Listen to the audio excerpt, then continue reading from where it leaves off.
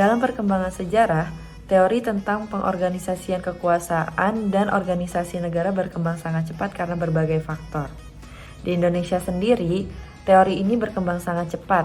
Banyak lembaga-lembaga yang dibentuk sesuai fungsinya masing-masing. Lembaga negara adalah lembaga yang dibentuk pemerintahan untuk menjalankan fungsi negara. Di Indonesia sendiri menganut trias politika, di mana terjadinya perubahan UUD 1945 yaitu pemisahan kekuasaan yang bersifat horizontal. Pemisahan ini dimaksudkan untuk mencapai sistem checks, yaitu pemegang kekuasaan tidak berlaku sewenang-wenang, dan balance, yaitu terjadinya keseimbangan kekuasaan. Kedudukan lembaga negara menurut Philippus M. Hajon dapat dilihat dari dua sisi. Pertama, kedudukan diartikan sebagai posisi suatu lembaga negara dibandingkan dengan lembaga negara yang lain. Kedua, kedudukan lembaga negara diartikan sebagai fondasi yang didasarkan pada fungsi utamanya. Philippus M. Hajon memberikan contoh dalam kaitan dengan kewenangan Mahkamah Konstitusi, dikenal istilah lembaga negara dalam konteks kewenangan Mahkamah Konstitusi memutus sengketa kewenangan lembaga negara yang kewenangannya diberikan oleh Undang-Undang Dasar. Berdasarkan hal tersebut, maka lembaga negara adalah badan yang diatur dalam UUD 1945 yang kewenangannya diberikan oleh UUD. Namun demikian, badan apa saja yang kewenangan diberikan oleh UUD hingga saat ini pun bagi Mahkamah Konstitusi masih merupakan masalah karena menyangkut ketidakjelasan tentang apa dan siapa lembaga negara itu. Sebelum dijelaskannya mengenai macam-macam lembaga negara, jadi lembaga negara mempunyai 3 kekuatan eksekutif, legislatif, dan yudikatif. Nah, lembaga negara sendiri itu mempunyai peran masing-masing.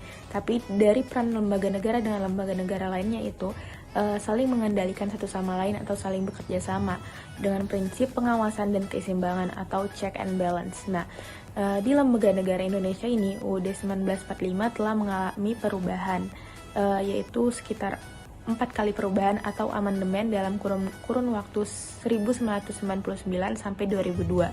Nah, perubahan ini secara otomatis juga mempengaruhi hubungan kinerja antar lembaga negara. Selanjutnya, saya akan membahas tentang tujuan pembentukan lembaga negara. Secara konseptual, tujuan dari dibentuknya lembaga-lembaga negara yaitu untuk menjalankan fungsi negara dan juga untuk menjalankan fungsi pemerintahan secara aktual. Sedangkan secara praktis, fungsi lembaga negara untuk melaksanakan dasar atau ideologi negara dalam mencapai tujuan.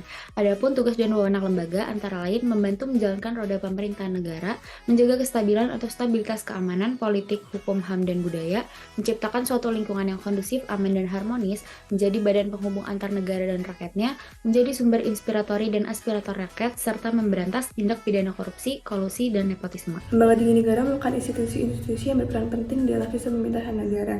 Berikut merupakan lembaga tinggi negara beserta tugas dan wewenang masing-masing. Pertama, Majelis Permusyawaratan Rakyat. MPR saat ini memiliki kedudukan yang sama dengan lembaga lainnya yang disebutkan dalam UUD 1945. Anggota MPR terdiri dari anggota DPR dan DPD. Berikut merupakan tugas dan wewenang dari MPR. Pertama, mengubah dan menerapkan UUD, memutuskan usul DPR berdasarkan putusan MK untuk memberhentikan presiden atau wakil presiden, melantik wakil presiden menjadi presiden apabila presiden mangkat, berhenti, diberhentikan yang tidak dapat melaksanakan kewajibannya, memilih wakil presiden dari 2 calon yang diajukan presiden apabila terjadi kekosongan jabatan wakil presiden, menetapkan peraturan tata tertib dan kode etik MPR. Kemudian memilih presiden dan wakil presiden apabila keduanya berhenti secara bersama dalam masa jabatan. Selanjutnya, saya akan menjelaskan mengenai beberapa wewenang yang dimiliki oleh Presiden, yaitu pertama, mengajukan RUU kepada DPR, memegang kekuasaan tertinggi atas angkatan darat, laut maupun udara, menyatakan perang, membuat perdamaian dan perjanjian dengan negara lain dalam persetujuan DPR, lalu memberi gerasi, rehabilitasi, dan memperhatikan pertimbangan MA, memberi amnesti dan abolisi dan memperhatikan pertimbangan DPR, lalu mengangkat dan memberhentikan menteri. Kemudian, untuk beberapa wewenang dari DPR, yaitu mengusulkan pemerhatian Presiden dan Wakil Presiden, memegang kekuasaan dalam membentuk UU, lalu membahas RUU dengan Presiden, memiliki fungsi legislasi, anggaran, maupun fungsi pengawasan, mempunyai hak interpelasi, angket, menyatakan pendapat, mengajukan pertanyaan, menyampaikan usul dan pendapat, serta hak imunitas, serta berhak mengajukan usul rancangan undang-undang. Saya akan menjelaskan tentang DPD dan BPK. DPD merupakan sebuah lembaga negara di bawah MPR. DPD tentu memiliki tugas untuk membantu menyuarakan aspirasi rakyat dari tingkat daerah ke tingkat nasional. Hal tersebut nantinya akan menghasilkan sebuah kebijakan yang bisa dirasakan oleh masyarakat daerah tersebut. Tugas dan wewenang DPD terdapat pada Undang-Undang Dasar 1945, lebih tepatnya pada pasal 22D. Kemudian untuk fungsi DPD secara garis besar ada 3, yaitu legislasi, perimbangan, dan pengawasan. Kemudian untuk BPK, berdasarkan Undang-Undang Dasar 1945, BPK bertugas untuk memeriksa, mengelola, dan bertanggung jawab atas keuangan negara secara bebas dan mandiri. Untuk kewenangan BPK meliputi menentukan objek pemeriksaan, merencanakan serta melaksanakan pemeriksaan, menentukan waktu dan metode pemeriksaan. Dan fungsi BPK terdapat 3, yaitu operatif, yudikatif, dan advisory. Mahkamah Agung adalah pengadilan negara tertinggi dari semua lingkungan peradilan yang ada di bawahnya. Beberapa wewenang Mahkamah Agung: yang pertama, melakukan pengawasan tertinggi dalam lingkungan peradilan umum, peradilan agama, peradilan militer, peradilan tata usaha negara. Mahkamah Agung merupakan pengadilan kasasi yang bertugas membina keseragaman dalam penetapan hukum melalui keputusan kasasi dan peninjauan kembali, menjaga agar semua hukum dan undang-undang di seluruh wilayah diterapkan secara adil, tepat, dan benar. Mahkamah Konstitusi adalah salah satu pelaku kekuasaan kehakiman sebagaimana dimaksud dalam Undang-Undang Dasar Negara Republik Indonesia tahun 1945. Mahkamah Konstitusi memiliki beberapa wewenang, antara lain adalah menguji undang-undang terhadap Undang-Undang Dasar Negara Republik Indonesia tahun 1945, memutus sengketa kewenangan lembaga negara yang kewenangannya diberikan oleh Undang-Undang Dasar Negara Republik Indonesia tahun 1945, memutus pembubaran partai politik, memutus perselisihan hasil pemilihan umum, Jelaskan bagaimana hubungan antara presiden selaku penguasa eksekutif dengan lembaga legislatif dan juga yudikatif.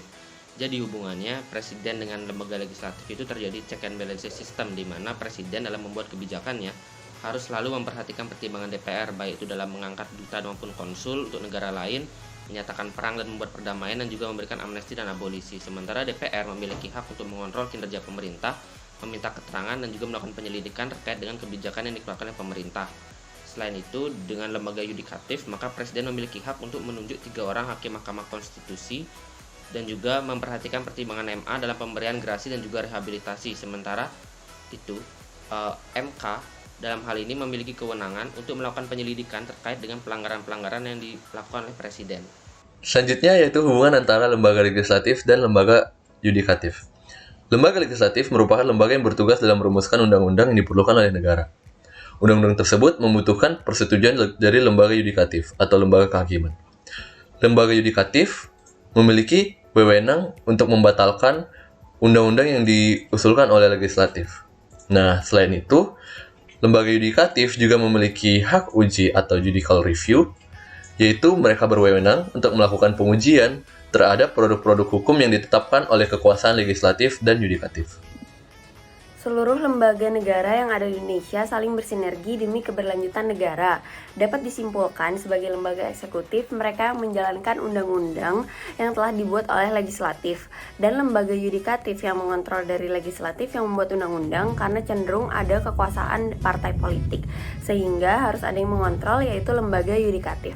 Adapun beberapa saran dari kami, yaitu bisa memaksimalkan sistem check and balance dalam ketatanegaraan di Indonesia dengan cara membenahi seleksi rekrutmen calon pemimpin bangsa agar arah kerja pemerintahan bisa fokus di kepentingan masyarakat dan bukan kepentingan partai politik.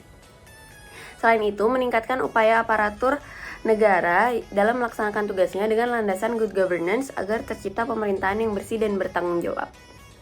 Lembaga negara adalah badan administrasi yang dibentuk oleh negara untuk melaksanakan tugas negara dan menyelenggarakan pemerintahan negara.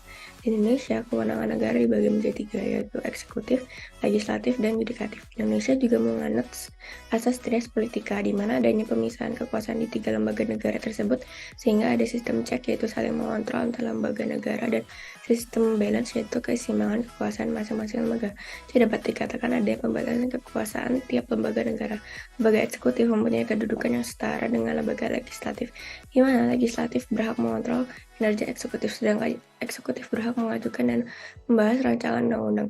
Lembaga yudikatif berwenang memberikan pendapat kepada presiden dan berwenang memutuskan perkara yang terjadi di lembaga negara lainnya.